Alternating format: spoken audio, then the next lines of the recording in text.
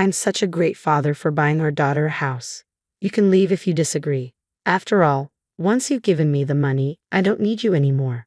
Those were the arrogant words of my husband, who made the unilateral decision to buy a high-rise condo with my money. But it turns out he had a shocking plan in mind. As soon as I heard it, I retaliated without a second thought. I went to my room and brought out our divorce papers. "All right, here are the divorce papers."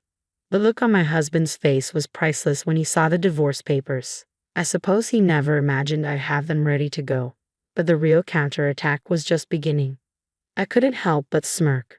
"My name is Lily Johnson. I'm a 50-year-old office worker who has loved the Japanese language since my student days. I can carry on a casual conversation in Japanese without any issues. When I was 23, I married for the first time. Unfortunately, my husband left this world just 6 months after our wedding. The cause was a traffic accident. He was hit by a drunk driver. Back then, I couldn't accept the harsh reality and lived my days with a gloomy face. I received $500,000 in life insurance money after my husband's death, but no amount of money could bring him back. During the darkest times of my life, I was comforted by a man named Ethan Johnson. He was a coworker at my company who would listen to my story for hours on end. Over time, I found myself falling for him, and we married when I was 25. I never forgot about my first husband. I still vividly remember the times we shared, and I decided to keep the life insurance money untouched for emergencies. A year after marrying Ethan, we had a daughter, Mia. Maya is now an illustrator living on her own. With her grown up, one might think I'd have a peaceful life with my husband, but that's not the case. Our relationship started to deteriorate when Maya was in her junior year of high school because we couldn't agree on Mia's education. From the time Maya was born, Ethan had mapped out her future on his own. He repeatedly expressed his wish for Mia to attend a prestigious university, believing it would open up more opportunities for her future. He even enrolled her in tutoring services since elementary school. Ethan never pushed Mia too hard to study, so I didn't oppose. But Maya loved drawing more than studying, even as an amateur. I could tell she was incredibly talented. I had a hunch she might make it in her career someday. That hunch turned out to be right when, during her junior year of high school, Maya announced, "I want to be an illustrator in the future, so I want to go to an art school for university." I wanted Mia to pursue what she loved, so I agreed, but Ethan was vehemently opposed. "Go to a prestigious university like Harvard. After graduation, work for a big corporation. It's more secure and you'll be happier," he yelled, completely dismissing Maya's dream. Even when Maya suggested I could start by working for a company, Ethan wouldn't hear it. "An illustrator? You're just playing around drawing pictures. I didn't invest all this money in you for you to have such a frivolous career," he said harshly. I found myself stepping in. "There's no need to speak like that. It's Maya's life. Let her try," I said, but that only made Ethan angrier. "Maya is my daughter. It's a child's job to fulfill their parents' dreams, and if she lives as I say, she's guaranteed to be happy," he spouted such nonsense. "There's no guarantee that attending a renowned university or landing a job at a big corporation equals a happy life." It was shocking to realize Ethan held such a distorted belief. I had hoped he would eventually come to understand and support Mia's decision, but that was wishful thinking. Despite our attempts to persuade him, our efforts were in vain. A deep rift formed between us. While I took on all the financial responsibility for Maya's education and living expenses, he seemed dissatisfied. I remember his constant complaining and snide remarks. Despite all this, Maya was admitted to her first choice art university and worked hard on her studies. She landed a job as an illustrator at a certain company and started living on her own. Though there are tough times like working through the night and on holidays, she's doing well. However, my husband still refuses to accept Mia's job. He constantly complains, saying we wasted money on tutoring services and that it's embarrassing to have such a failure as a daughter. I thought his views would change once he saw Mia standing on her own, but there's not even a trace of that. He's also been harsh towards me for siding with Mia. He yells about the food tasting bad or the cleaning not being done almost every day despite not being able to do any housework himself and leaving it all to me. At this point, I realized that this was his true nature. He seems to be the type of person who can't stand when things don't go his way. He was kind when Maya was obedient but changed dramatically when she expressed her desire to become an illustrator. It's probably due to his personality. Being at home was painful for me, and the company became my place of comfort. We work at the same company but in different departments so we can avoid each other. This made it easier to endure the growing tension at home. I received a certain offer, and hearing it, I made a big decision. One day, my husband suddenly said something unexpected. I've decided to buy Mia a brand new high-rise condominium. Maya is still my precious daughter, after all. I want her to live somewhere nice. I've already started the paperwork with a real estate agent. Despite his contempt for Mia, this sudden turn of events aroused suspicion. Moreover, I wondered if he had the money to buy a new high-rise condominium. Seeing my reaction, he smirked. Don't worry, you're the one paying for the high-rise condominium. What? Hold on a second. You can't just decide something like that without discussing it, I retorted. Ethan just scoffed. I know you've got $500,000 from your previous husband's life insurance, right? You can buy it with that. With your money, I'm going to live in the high-rise condominium with Mia. I had to put up with her, so I'm planning to make full use of her. You and Maya are ultimately my property, so just obey me. A surge of anger rose within me. He had decided to buy the high-rise condominium despite Maya and me. I couldn't comprehend his way of thinking. Incredibly, he carelessly revealed his scheme and intentions. Besides, there was no way I was going to let my important life insurance money be used for such a thing. I am truly a good father, buying a house for my daughter. If you oppose, it's divorce. Just give me the money, and I'm done with you. The moment I heard that, I struck back without mercy. I went to my room and brought out the divorce papers. Fine, here are the divorce papers. When I showed him the divorce papers, he was stunned. He must not have expected me to have them. But the real retaliation was just beginning. I smirked, facing my bewildered husband, and explained what I had been considering for some time now. I can't trust a man who discriminates against his own daughter like that. I'm tired of living a life where I'm constantly criticized by you. I decided a while ago to divorce you. I was just waiting for the right time to bring it up. And then you said you wanted a divorce. It worked out just fine. He must have intended the divorce talk to be a threat. Completely flustered, he stammered, you see. Ignoring him, I filled in the divorce papers. Come on, you write it down too. You want to be free from me too, don't you? When I urged him, he reacted in rage. What do you mean, divorce? It was just a joke. What are you thinking, bringing out divorce papers? Hearing that, my anger reached its peak. I don't understand you either. I don't understand why you would buy a high-rise condominium just to spite your family. If you say we can't divorce, I'm willing to consult a lawyer. Begrudgingly, he filled in the divorce papers, but he was furious, saying, Remember this? It seemed like he would retaliate in some form if I stayed in the house. I immediately left the house and submitted the divorce papers to the office. When I reported everything to Mia by phone, she was as angry as I was at my husband's outrageous behavior. That's terrible. You're right to divorce him. You can stay in my condo for a while, she said. I decided to take her up on her offer.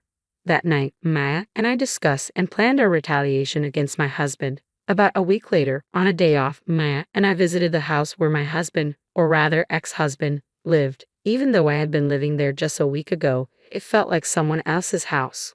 When we rang the doorbell, he came out immediately. What do you two want? Did you come to apologize for what happened? My ex-husband asked, looking down on Maya and me with a condescending gaze. I was quite irritated but swallowed my anger and spoke in a slightly weak voice. That's right, I came to apologize because I thought I had done something wrong. I'm sorry, Dad. Maya also made a remorseful face, quite the actress. However, my ex-husband didn't realize it was a performance and seemed genuinely pleased. I see. So you've decided to reflect on your actions. I'm happy. However, he seemed curious about the bags we were carrying. What are you doing with all those bags?